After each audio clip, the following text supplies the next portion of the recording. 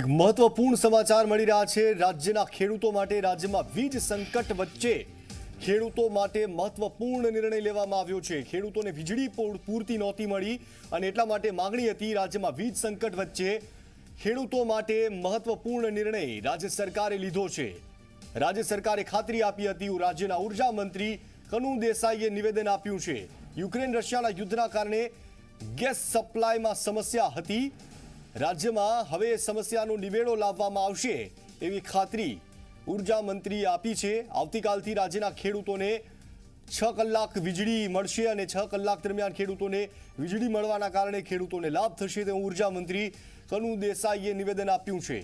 મહત્વનું છે કે ખેડૂતોની માંગણી હતી કે તેમને પૂરતી વીજળી આપવામાં આવે અને દિવસે વીજળી આપવામાં આવે તો વીજ સંકટની વચ્ચે ખેડૂતો માટે આંશિક રાહતના સમાચાર છે। થોડી રાહત ખેડૂતોને જરૂર થઈ હશે કારણ કે આવતીકાલથી રાજ્યના ખેડૂતોને હવે 6 કલાક વીજળી મળવા જઈ રહી છે। ઉર્જા મંત્રી કનુ દેસાઈએ આ જાહેરાત કરી છે। તેમણે નિવેદન આપ્યું છે। રાજ્યમાં વીજ સંકટ વચ્ચે ખેડૂતો માટે આ એક સારા સમાચાર છે। સરકારે નિર્ણય લીધો કે કાલથી સમગ્ર રાજ્યમાં ખેડૂતોને 6 કલાક વીજળી મળતી થઈ જશે। ઉર્જા મંત્રી કનુભાઈ દેસાઈનું નિવેદન કે યુક્રેન અને રશિયાના યુદ્ધના કારણે ગેસ સપ્લાયમાં સમસ્યા આવતી હતી। ઇન્ડોનેશિયાથી આવતા કોલસા સપ્લાયમાં સમસ્યા ઊભી થઈ હતી। એટલા માટે અત્યાર સુધી ખેડૂતોને વીજળી નહોતી મળી રહી। રાજ્યના ભાજપ અને કોંગ્રેસના ધારાસભ્યો કિસાન સંઘ રજૂઆત કરી હતી। શું કહ્યું સાંભળીએ। એ દિવસથી જે રીતે ગુજરાતમાં વીજળી માટે કિસાન સંઘ, ઘણા ખેડૂત સંગઠનો, ભારતીય જનતા પાર્ટીના ધારાસભ્યો, કોંગ્રેસના ધારાસભ્યોએ પણ રજૂઆત કરીને ચિંતા વ્યક્ત કરી।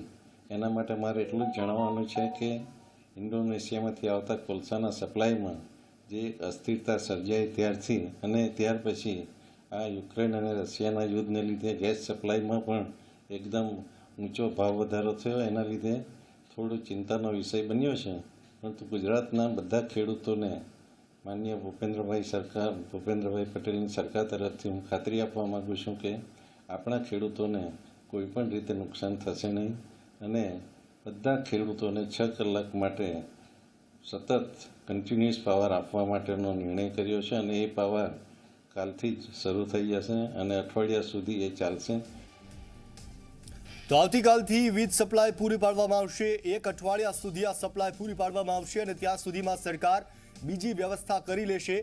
અત્યાર સુધી રશિયા અને યુક્રેન વચ્ચે જે યુદ્ધની સ્થિતિ છે, 1 મહિનો થઈ ગયો છે તેમના વચ્ચે યુદ્ધમાં અને એટલા માટે આયાત જે કરવી પડતી હતી કોલસાની સપ્લાય જે થઈ રહી હતી તેમાં સમસ્યા થઈ હતી। ઇન્ડોનેશિયાથી કોલસો છે તે સપ્લાય થતો હતો અને તેમાં તકલીફો થતી હોવાના કારણે વીજ ધાંધિયા થતા હતા। પરંતુ હવે ખેડૂતોએ ચિંતા ન કરવી તેવું ઉર્જા મંત્રીએ તેમને કહ્યું છે કારણ કે આવતીકાલથી જ ખેડૂતોને આ વીજ સપ્લાય મળતી થઈ જશે।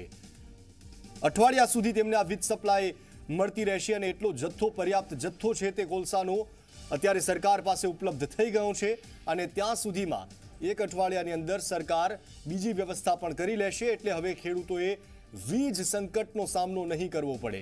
જોકે ખેડૂતોની એવી પણ માંગણી હતી કે 8 કલાક તેમને વીજળી મળવી જોઈએ પરંતુ હાલ પૂરતી 6 કલાક વીજળી આપવાનું જે સરકારે નિર્ણય કર્યો છે, કનુ દેસાઈએ જે નિવેદન આપ્યું છે એનાથી જે ખેડૂતોને વીજળી નહોતી મળી રહી એ ખેડૂતોએ રાહત જરૂર અનુભવી હશે। ઝી 24 કલાકે પણ દિવસભર ખેડૂતોની વ્યથા હતી, એ વિરોધ હતો તે દર્શાવ્યો હતો, તે બતાવ્યો હતો અને સરકાર સુધી એ વાત પહોંચાડી હતી અને આખરે સરકાર સુધી એ વાત પહોંચી। સરકારના ઉર્જા મંત્રી અત્યારે નિવેદન આપ્યું છે।